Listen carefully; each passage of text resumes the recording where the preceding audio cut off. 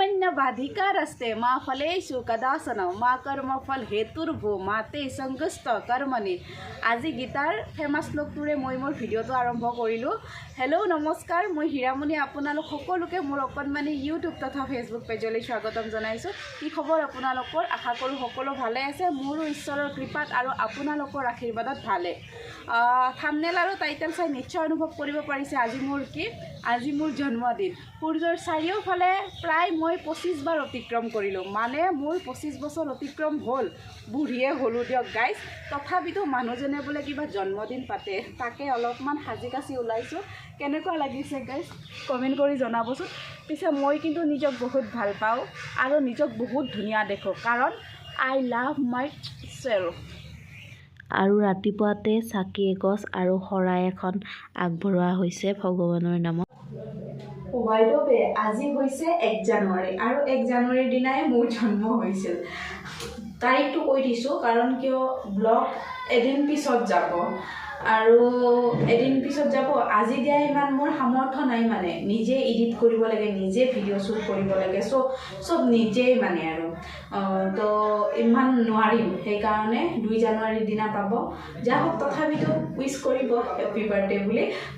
আশা কৰোঁ আপোনালোকে ভিডিঅ'টো শেষলৈ চাব আৰু মোক উৎসাহ দিব, আৰু যদি ভাল পায় চেনেলটো ছাবস্ক্ৰাইব কৰি থৈ যাব। আৰু এইফালে মায়ে আমাৰ আটা মাৰি আছে। আটা মাৰাত বোলে মোৰ ভাল নহয়, সেইকাৰণে মায়ে মাৰি আছে। আৰু এইফালে আপোনাৰ বুটৰ দালি বহাই দিছোঁ। আজি বুটৰ দালি বনাম। বুটৰ দালি আৰু পুৰি এনেকৈ হ'ব।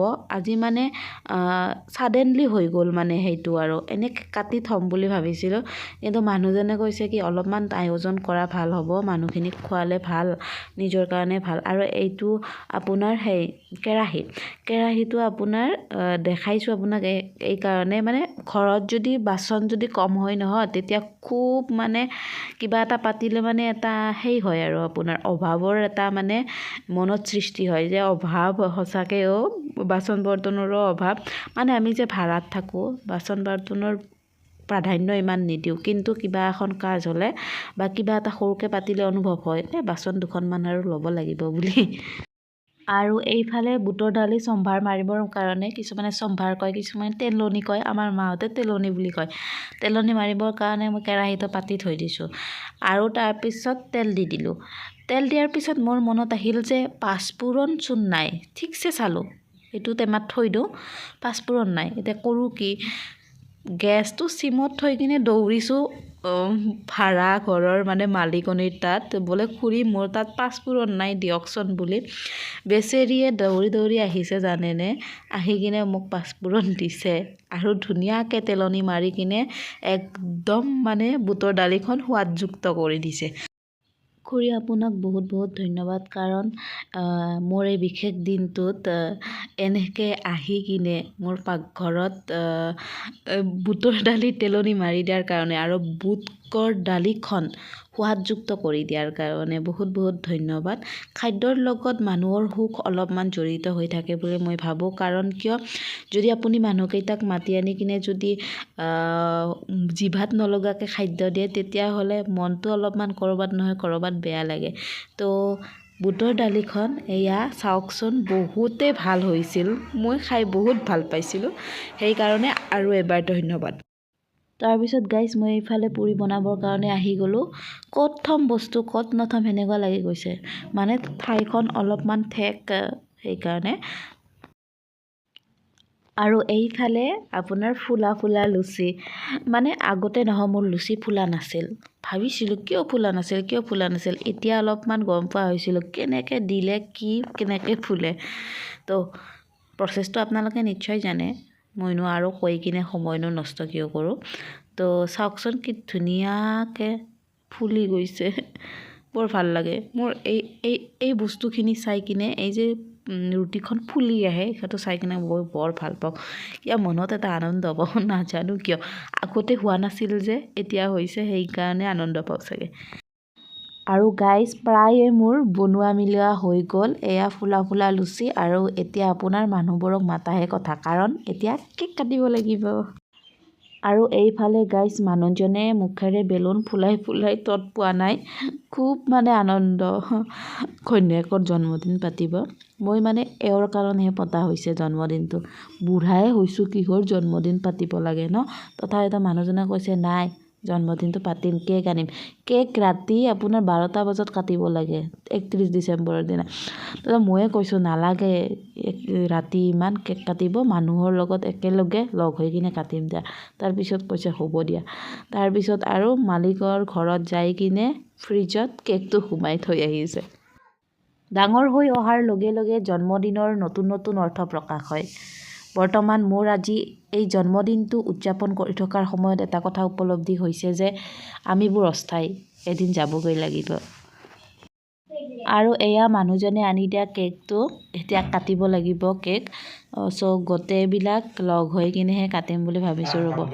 আৰু এইফালে আমাৰ মানে ইয়াতে বৰ্তমান উপস্থিত থকা সকলোতকৈ সৰু বাচ্চাটো মালিকৰ নাতি আৰু এইফালে আমাৰ ল'ৰাটো এনি টাইম কেক কাটিমকৈ থাকেই সৰুটোক মাতি কিনে বাবুক মাতি কিনে বোলো কেক কটা কিন্তু সি কান্দিব ধৰিলে যাৰ কাৰণে অলপমান আটাক আৰু আইতাকৰ ওচৰত গুচি গ'ল এতিয়া আমাৰ বাবু আৰু মই কেক কাটিম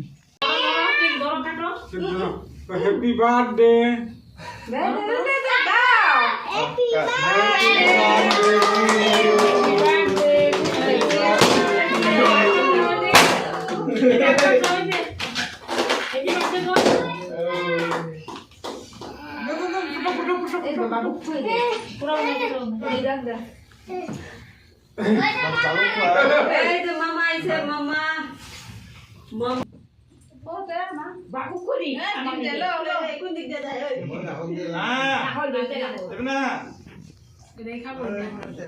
আৰু এনেদৰে মই সকলোকে নিজ হাতেৰে খুৱাই দিলোঁ আৰু তেখেতসকলেও মই দিয়া কেকখিনি গ্ৰহণ কৰিলে খুব বেছিয়ে ভাল লাগিলে এই অভাগীক ইমানখিনি সুযোগ দিয়াৰ কাৰণে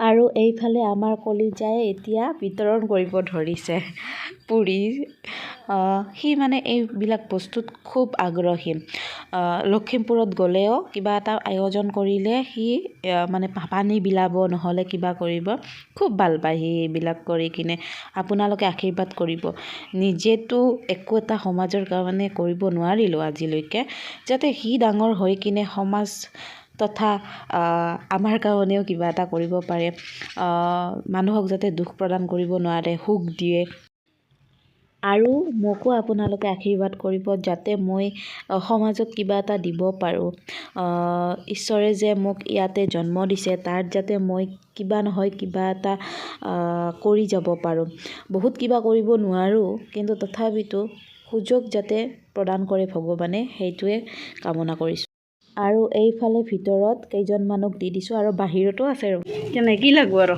কিয় লাগব না হা